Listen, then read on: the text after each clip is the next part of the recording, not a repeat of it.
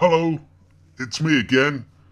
I wanted to quickly say something about my last video and the comments you guys made. Thank you. I was incredibly touched. I had no idea. Seriously, I had no idea. Thank you ever so much. Having said that, let's get back to it. Serious questions from PM over Maria Miller. Ed Miliband has said the Prime Minister has serious questions to answer over Maria Miller as pressure from Tory MPs for her to be removed from her job intensifies.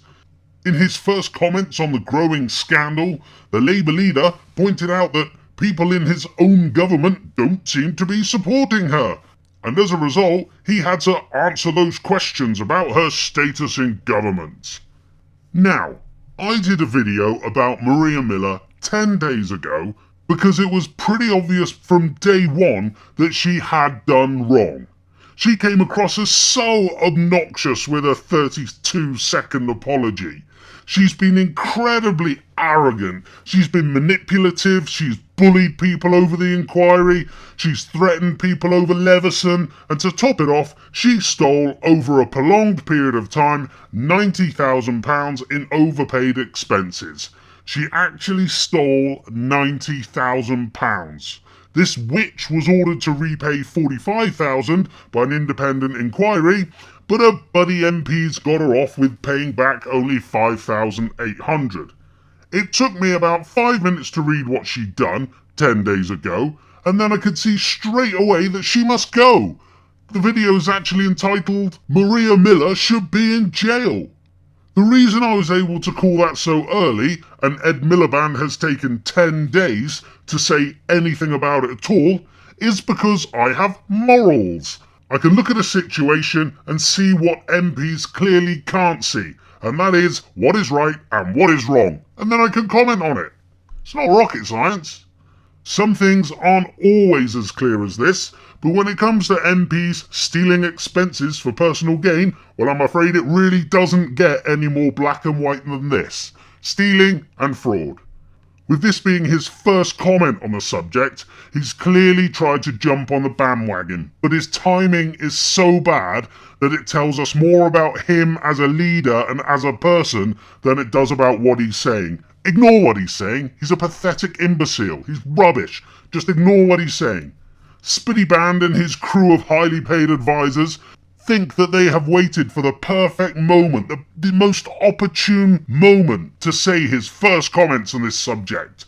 They've waited until the public are there ripe for the picking, or so he thought. Well, I'm afraid, Miliband, that you've got it all wrong. If you had 1 ounce of leadership about you, you pathetic chump, then you would have been calling for a head from day one. Show the people that you will not stand for this type of behaviour. By doing what you've done and waiting so long to comment, it just makes you look even more weak. It makes you look even more scared, and frankly it makes you look like the pathetic limp lefty that you are. You need to grow a pair of fucking bollocks, mate.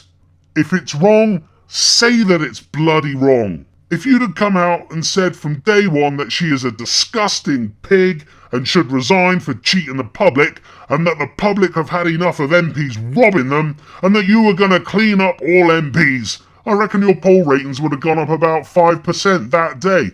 But you're just too scared to turn into a bloody man, aren't you? Is this the best we can do, Ed Miliband? Is it really? Is he really the only apparent opposition to Silver Spoon Cameron? For fuck's sake, it's really depressing, isn't it? Miliband is just not up to the job. It's laughable. He's like a small boy who somehow got lost and just ended up next to Cameron at Westminster on a Wednesday at 2 o'clock in the afternoon. He is fucking useless. But then having said that, so is the piece of nothingness, that empty suit Nick Clegg, as the EU debates recently proved. Are these guys really the best we can do as a nation, are they? I had to laugh last week after the EU debates when Ed Miliband was telling all and sundry that he won't debate Nigel Farage. Miliband gave the impression that he was above Farage, that he was somehow better than him, that Farage was too irrelevant for Miliband to bother with. Now I know Farage has got his faults. For example, he would have put the military on the streets during the London riots. Not good. But he's got more bollocks than any of these three leaders times 1,000.